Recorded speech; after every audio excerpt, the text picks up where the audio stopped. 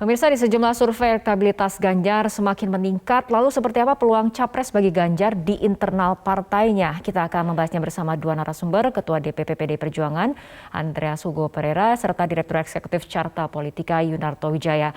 Bang Andreas dan juga Mas Toto, selamat malam. Selamat malam, Rara. Oke. Selamat malam. Kita ke Bang Andreas terlebih dahulu. Bang Andreas, pasangan Ganjar Pranowo Sandiaga Uno ini punya potensi besar menang dalam Pilpres 2024 mendatang. Setidaknya itu menurut hasil jajak pendapat dari Carta Politika. Bagaimana tanggapan dari PDIP? Ya, kalau yang memutuskan capresnya Mas Toto dan kawan-kawan ya mungkin itu. Tapi gini, Mbak. Tapi itu bukan pemikiran ataupun opini pandangan dari PDIP? Ya, kalau kita lihat hasil-hasil survei ini kan masih bergerak terus kan. Dalam arti ya Pilpres masih jauh dan hasil survei juga dari berbagai macam lembaga survei itu masih sangat dinamis gitu. Nah, kemudian kalau kita lihat juga dari hasil survei, fakta-fakta yang dari berbagai survei ini, sebenarnya keunggulan-keunggulan itu adalah keunggulan-keunggulan relatif. Artinya apa? Kalau sebagai pengambil keputusan, kita bukan hanya melihat bahwa menang itu menang di berbagai hasil. Tapi ini kan Pak, di berbagai elektabilitas Ganjar ini stabil ada di atas Bang Andreas. Apa PDIP tidak tergoda untuk memikirkan mengenai Ganjar Pranowo sebagai capres? Yang ada atau itu banyak kandidat apa angka. Nah itu kemenangan yang amat itu adalah nah sehingga memang ya hal-hal seperti ini ya ini sebagai referensi. Oke, kita ke Mas Toto terlebih dahulu. Mas Toto, ini kenapa sih elektabilitas Ganjar Pranowo ini? Ke depan ini yang putuskan harus diputuskan ya belum sejarah. Baik. Bang Andreas, nampaknya audionya sedikit terputus-putus. Kita akan beralih terlebih dahulu ke Mas Toto. Mas Toto, kenapa sih elektabilitas dari Ganjar Pranowo ini nampaknya stabil di atas, bahkan naik mengalahkan Prabowo dan juga Anies? Iya. Lembaga survei, Carta Politika, hari ini indikator politik juga melakukan rilis. Sebelumnya SMRC memang ada pola yang sama. Tingkat elektabilitas Ganjar bisa dikatakan bukan lagi sekedar masuk di 3 besar, tapi absolut memang sudah di peringkat 1. Walaupun itu dengan pertanyaan apabila pemilu diadakan hari ini. Penyebabnya saya pikir pertama sederhana, secara kuantitatif dari ilmu survei, siapa yang masih memiliki pengenalan lebih rendah itu malah memiliki peluang lebih besar untuk menaikkan elektabilitas. Jadi kalau kita lihat 3 besar di antara Ganjar, Prabowo dengan Anies, memang pengenalan Mas Ganjar ini paling kecil ya, ada di 70%-an.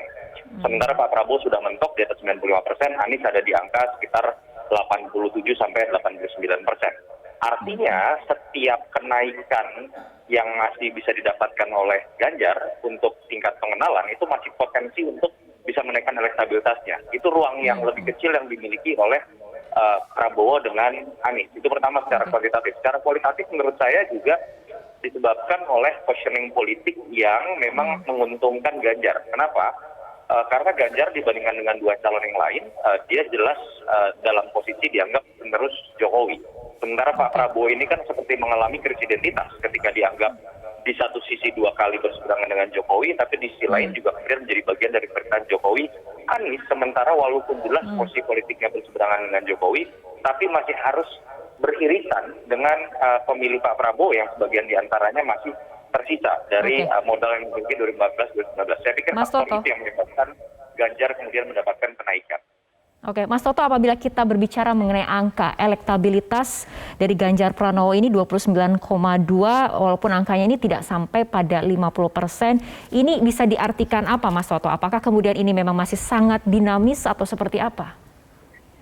Ya, kalau kita lihat ini kan memang disimulasi 10 nama. Saya lihat hari ini kan juga di angka indikator 26%, tapi disimulasi 19 nama. Sementara kita tahu ketika Pilpres terjadi, paling banyak hanya akan 4 nama. Walaupun itu pun sulit didapatkan, kemungkinan besar hanya akan 3 nama. Secara otomatis kalau 3 nama, otomatis semua calon yang masuk dalam 3 besar itu akan naik elektabilitasnya. Tapi memang ketika dibuat simulasi belum mencapai 50%. Kenapa? Catatannya memang kita masih 2 tahun lagi baru melakukan pemilu. Tetapi pertanyaannya apakah ruang itu masih dimiliki oleh Ganjar tadi? Ketika pengenalannya masih 70 sampai 73%, sebetulnya ruang untuk naiknya masih sangat besar. Dan ketika kampanye terjadi atau pendaftaran sudah dilakukan, biasanya kan semua orang akan mengenal calon tersebut di level minimal di atas 85%. Itu yang menurut saya menguntungkan Ganjar. Tapi ada catatan juga, bagaimana Ganjar ini harusnya bisa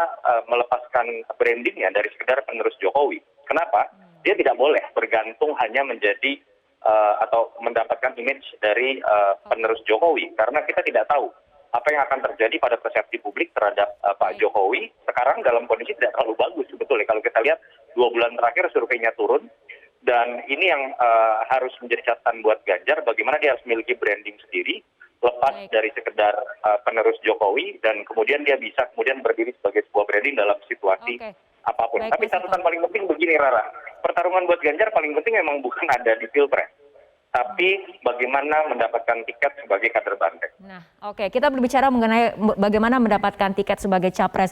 Bang Andreas, dengan melihat hasil berbagai survei tadi Mas Toto katakan dengan pengenalan seperti ini saja, artinya ruang dari Ganjar untuk masih kemudian elektabilitas yang lebih meningkat semakin besar ataupun masih besar seperti itu. Apakah saat ini sudah mulai di internal PDIP nama Ganjar disebut-sebut, dibicarakan terkait capres 2024? Ya, saya kira apa yang dibicarakan di publik tentu itu terdengar semua gitu kan. Dan ya posisi pengambilan keputusan di partai tentu memantau semua perkembangan yang ada di masyarakat gitu. Sehingga apa potret-potret yang dilakukan oleh teman-teman dari Carta Politika maupun dari lembaga-lembaga survei yang lain, saya kira itu menjadi suatu referensi untuk ya pengambilan keputusan ke depan gitu.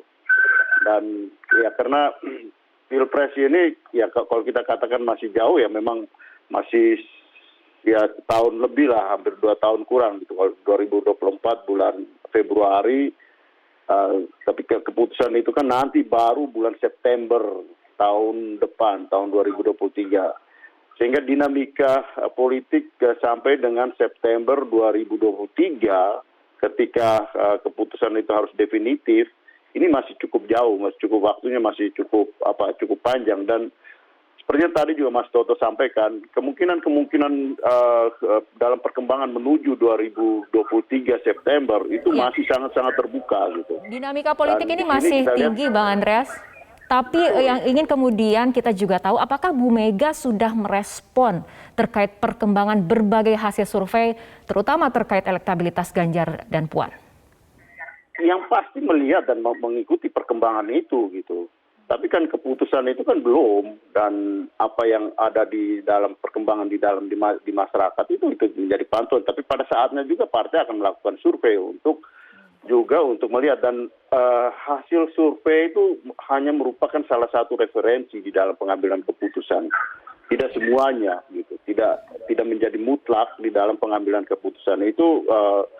Ya di PDI Perjuangan ada mekanisme-mekanisme yang dilalui, dan itu adalah hak berwenang prerogatif dari ketua umum gitu. Oke, baik. Kembali ke Mas Toto. Mas Toto, ringkas saja. Apakah seorang Ganjar Pranowo ini harus terus kemudian bisa memperkuat ataupun menjaga elektabilitas untuk kemudian memperkuat juga bargaining position-nya dia terhadap internal parpol itu sendiri? Saya pikir bukan dalam bahasa bargaining position lah ya. Pasti Bang Andre akan protes dulu kalau bargaining position. Kita tahu partai ini memang sangat terpusat ya dalam mengambil keputusan dan satu garis komando lah. Dan kita tahu juga memang ada tanda kutip ya, pro dan kontranya kan sekarang melibatkan nama Mbak Puan dan Mas Ganjar. Di satu sisi elektabilitas ada yang tinggi, di satu sisi Mbak Puan memang harus diakui dengan nama Soekarno memiliki tempat tersendiri juga. Dan ini yang menurut saya menarik. Buat Ganjar memang satu-satunya dan yang pertama harus diperlihatkan adalah tentu saja elektabilitas yang mumpuni.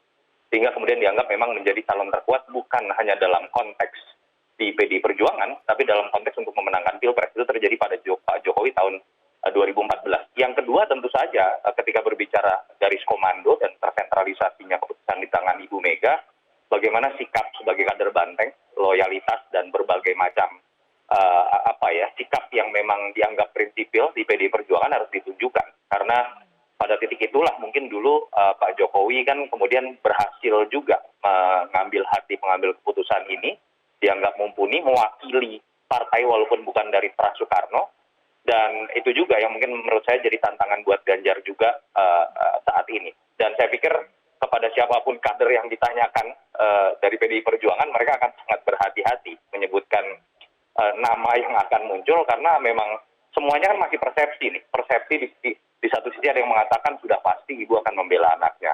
Di sisi lain ada yang mengatakan bahwa persepsi yang paling dimungkinkan adalah seperti terjadi pada 2014, ibu akan mengutamakan siapa yang punya peluang menang. Apa yang ada di dalam hati Ibu Mega, saya pikir kita sulit untuk menerka. Pasti banyak pertimbangan karena prosesnya berbeda dengan 2014.